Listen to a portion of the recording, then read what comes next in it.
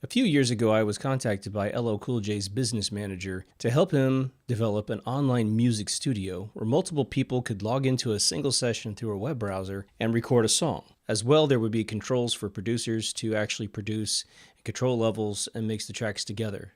I quickly put together a presentation, met him at the Four Seasons in Los Angeles, and within a week, we had the job.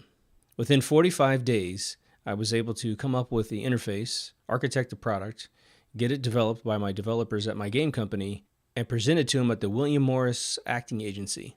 We mixed a song on the spot with his producer in Buffalo, New York. He turned to me and said, "I have been told for the last 15 months that this was impossible, and you just did it." We continued working on the product for a year. Eventually, it was folded up into a Sony Vios laptop with support from Dolby for the actual sound drivers. LL Cool J debuted it in New York with Grandmaster Flash. He did several other presentations like South by Southwest and other music conventions. It was very successful.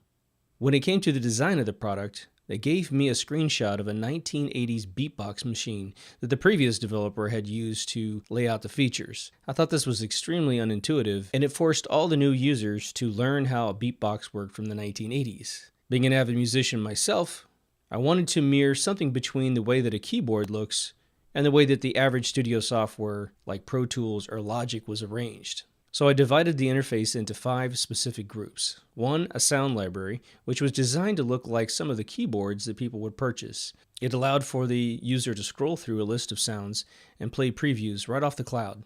The exciting thing was, one didn't have to download and install anything. It was coming through the web browser. If a new version was released, it was simply loaded the very next time you reloaded your web browser.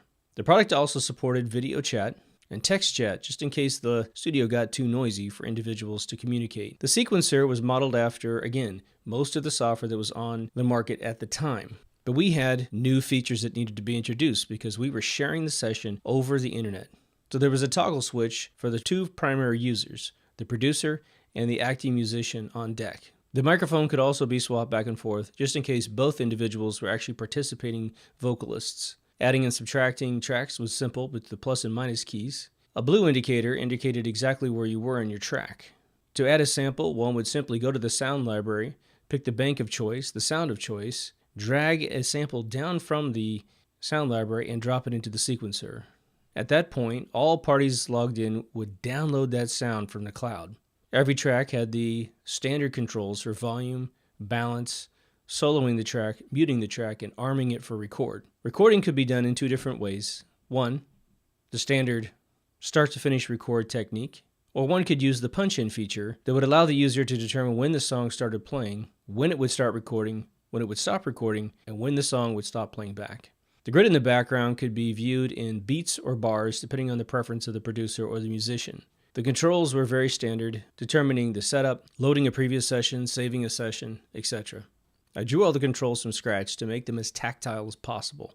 In the end, the interface that I drew in the first 60 days ended up remaining the interface, clear to the end of the product, and was featured on the Sony Vios laptop boxes. Thank you for listening.